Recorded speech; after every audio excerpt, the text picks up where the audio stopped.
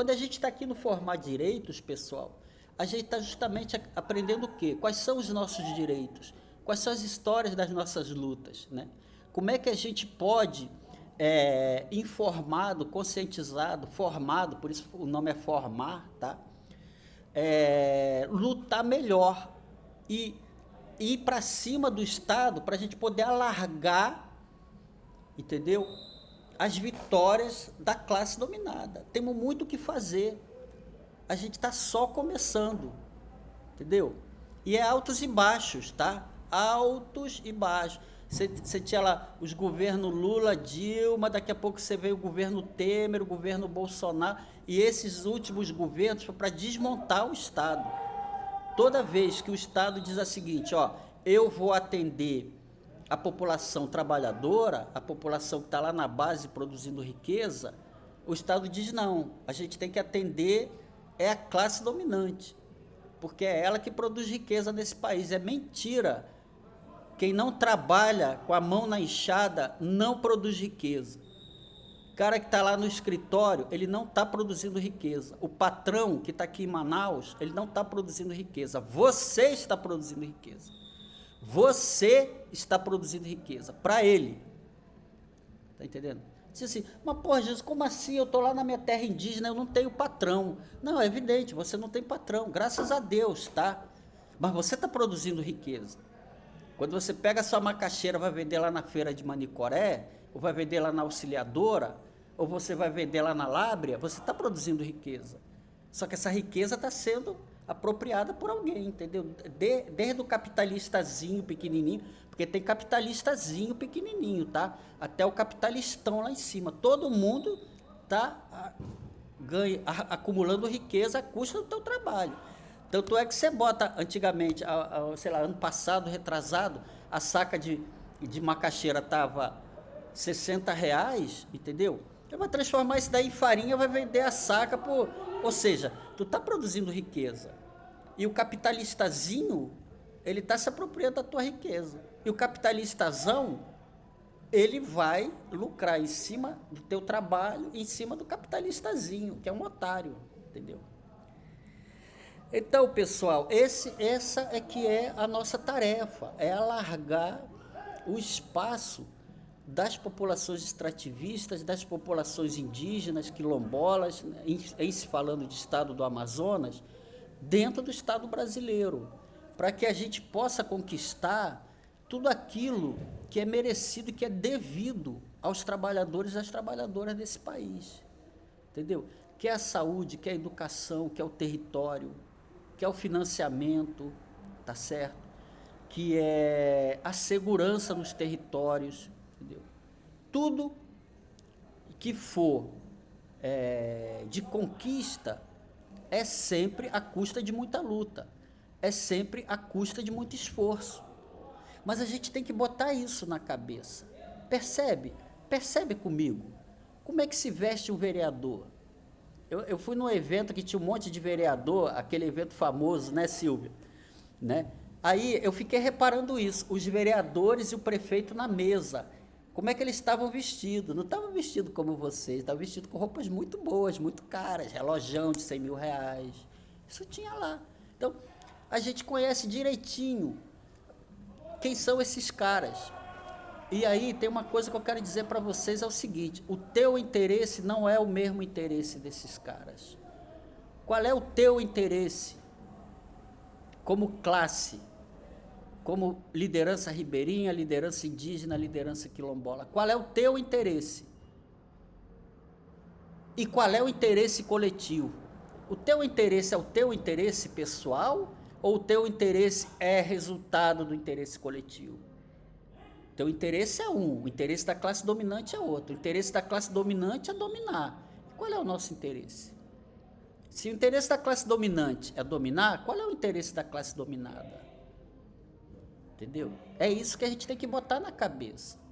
Está chegando a época de eleição, eu vejo muitos amigos e amigas minhas no beiradão, entendeu? Saindo candidato a vereador pelos mesmos partidos, entendeu?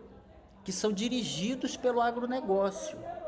Ou seja, a liderança comunitária está saindo candidato a vereador por partidos que mantêm e sustentam a dominação, tá certo? Dessa mesma classe trabalhadora.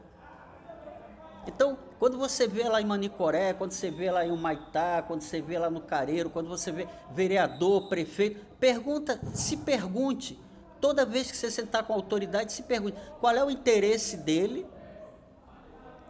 e qual é o interesse que eu defendo. Entendeu? Isso é muito importante. Por quê? Porque apesar do Estado ele ser o administrador da sociedade em favor do capital, tem momentos na história que a gente consegue fazer, dentro desse Estado, o enfrentamento do capital. E olhe lá que no Estado brasileiro, né, apesar de você ter um governo, um cara popular, um cara do povão como Lula, ele não consegue fazer muita coisa, por quê? Porque tem dois outros pedaços do Estado brasileiro que atrapalham a política dele, que é o Legislativo lá, Arthur Lira, lá em Brasília, o Congresso e o Senado, e é o Judiciário. Então, o Estado tem esses três pedaços: o Executivo, que é quem executa as políticas e as leis; o Legislativo, que é quem faz as políticas e as leis; e o Judiciário, que é quem julga se essas políticas e essas leis estão de acordo com a Constituição brasileira, tá certo? Então, eu acho que isso é muito importante a gente reter. Mas assim, eu vou dar uma retrocedida com vocês para dizer o seguinte.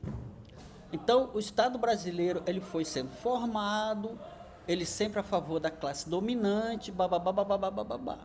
Quando a gente chega lá nos anos 60, um governo ocupa o Estado e começa a falar em reformas. Reforma agrária, reforma bancária, taxação do lucro das multinacionais. As multinacionais mandam bilhões.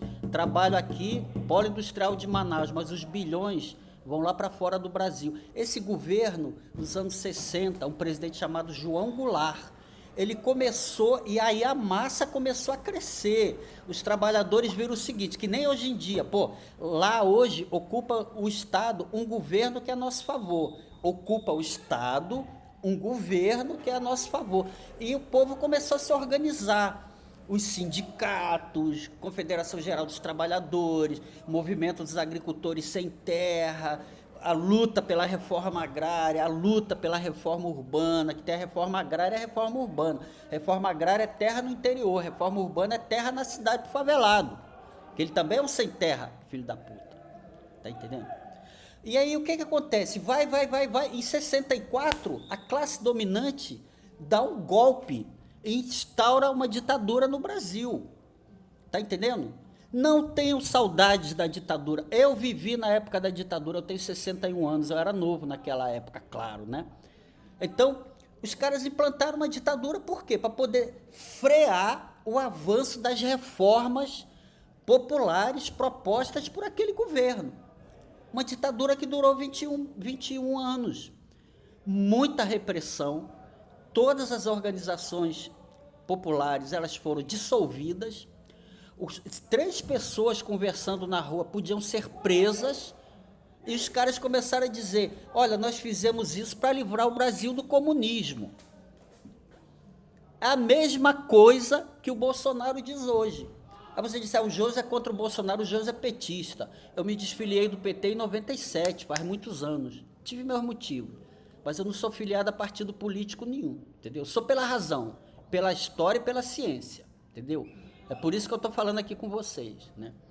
Então, os caras pegaram e, para frear, para segurar o avanço das lutas populares, eles implantaram uma ditadura militar, entendeu? Ela torturou, ela matou. Tem pais e mães de família hoje que não sabem onde seus filhos estão enterrados. É a ditadura militar. Não foi para salvar o Brasil do comunismo, porque o presidente João Goulart, naquela época, ele não era comunista, ele era um fazendeiro, porra, lá do Rio Grande do Sul.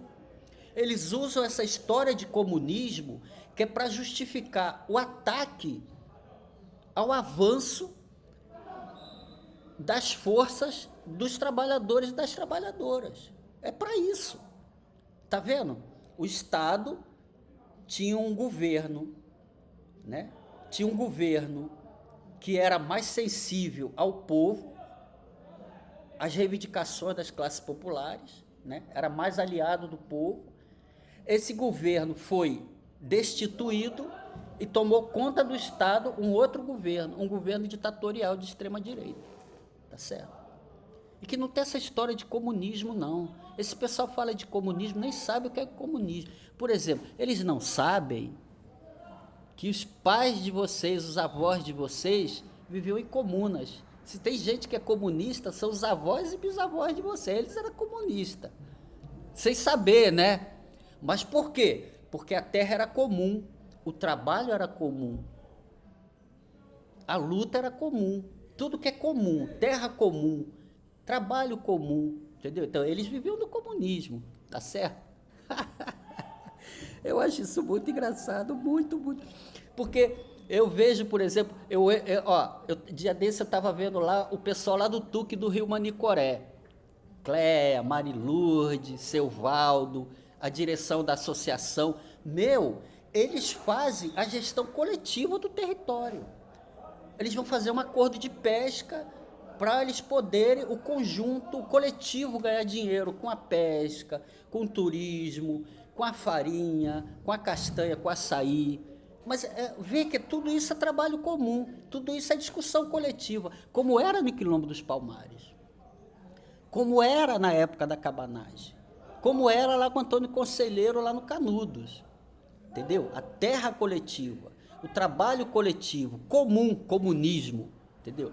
Mas não tem nada a ver com isso que os bolsonaristas falam que é comunismo, não. Um dia, se vocês quiserem saber o que é comunismo, a gente até organiza com Marcelinha uma videoaula sobre isso, e a gente chama até pessoas que entendem disso mais do que eu, porque eu sou um leigo, tá certo?